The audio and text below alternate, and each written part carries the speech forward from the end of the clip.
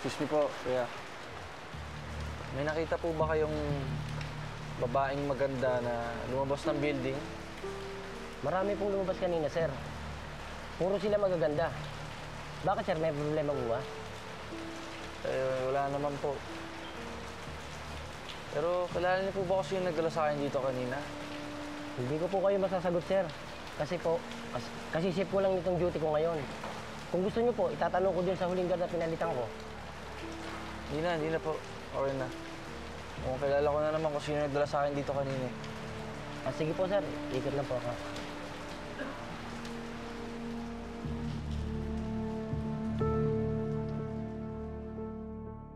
Tik na tayo mahuli ni Angelo kanina. Buti na lang sinagot niya yung phone niya. Kaya nakalusot tayo. Kinabahan nga ako eh. So ano? Hindi mo na itutuloy yung paghihiganti mo kay Angelo? Kasi sabi mo sa akin kanina, di ba?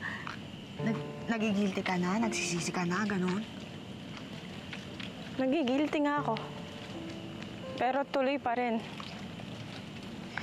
Hindi ko alam kung sa anong paraan pa, pero hindi ako hihinto na pasakitan pa si Angelo. Sige. Ikaw bahala kung yan ang gusto mo. Pero, maiba lang ako ha. Pansin ko lang kanina ha.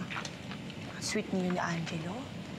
Parang, na-feel ko talaga na magkarelasyon kayong dalawa eh. Yung ganon. Nagpakitang tao lang ako sa kanya. Ayoko naman na mahalataan niya na galit ako sa kanya. In fairness ha, ang galing ng acting mo doon, Jessa. Hindi ko talaga na-feel na galit ka sa kanya. At inalagaan mo pa siya ng buong puso. Sige, galit pa rin ako sa kanya. Kaya nga, hindi ko ititigil ang paghihiganti ko sa kanya. Kailangan ko lang lakasan ang loob ko. Hindi na ako magpapadala sa kanya. Jessa, hindi pa ba sapat yung dininay mo siya dun sa press? Hindi! Kulang pa yun. Kaya nga gagamitin ko ang mukha ni Jessica eh. Para lalo ko pa siyang masaktan. Jessa, hinay-hinay lang ha. Baka kainin ka ng sobrang galit. Ako, nandito lang ako. Naalalayan kita. Pero, hindi kasi ako agree sa mga ginagawa mo eh. Hindi rin kita masisisi kung yun yung nararamdaman mo.